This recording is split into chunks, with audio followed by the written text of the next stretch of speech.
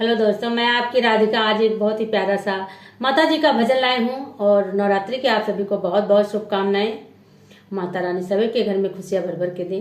तो एक प्यारा सा गीत लाई हूँ आप लोगों के लिए। देखिए, हमारी माँ जो है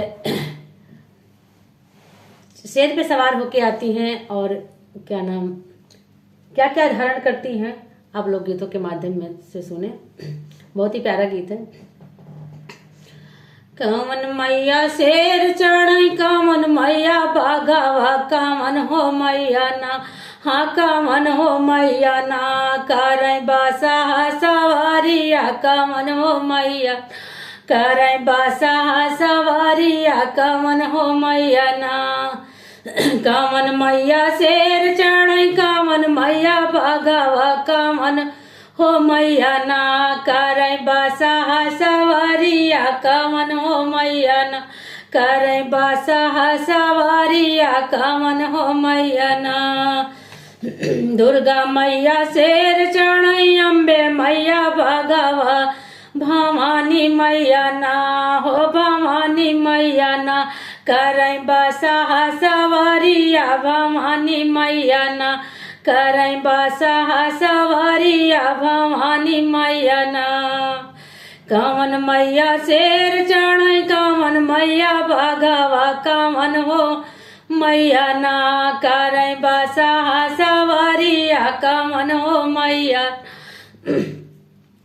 कामन मैया चक्र धरई, कामन तीर सुलभा, कामन हो मैया ना, हाँ कामन हो मैया ना, लियाई हाथवा कटरिया, कामन हो मैया ना, लियाई हाथवा कटरिया, कामन हो मैया ना।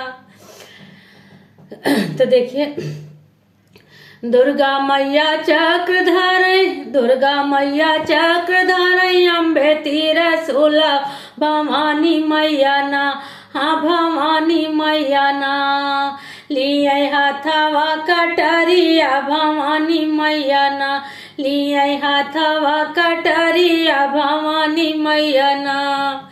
दुर्गा मैया चक्र धरई, अम्बे तीर सुलभा, भवानी मैया ना, लियाई हाथवा कटरिया, भवानी मैया ना, लियाई हाथवा कटरिया, भवानी मैया ना। कामन मैया शेर चढ़ई, कामन मैया भगवा, कामन हो मैया ना, करई बासा सवारिया, कामन हो मैया ना, करई बासा सवारिया, कामन हो मैया ना।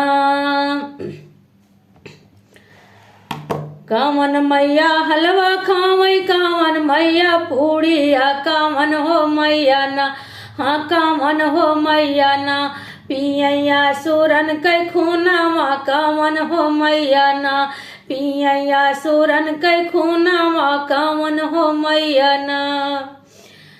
दुर्गा मैया हलवा खावई, अम्बे मैया पूड़िया, भवानी मैया ना, हाँ भवानी मैया ना, पियैया सुरन कै खूनावा, भवानी मैया ना, पियैया सुरन कै खूनावा, भवानी मैया ना।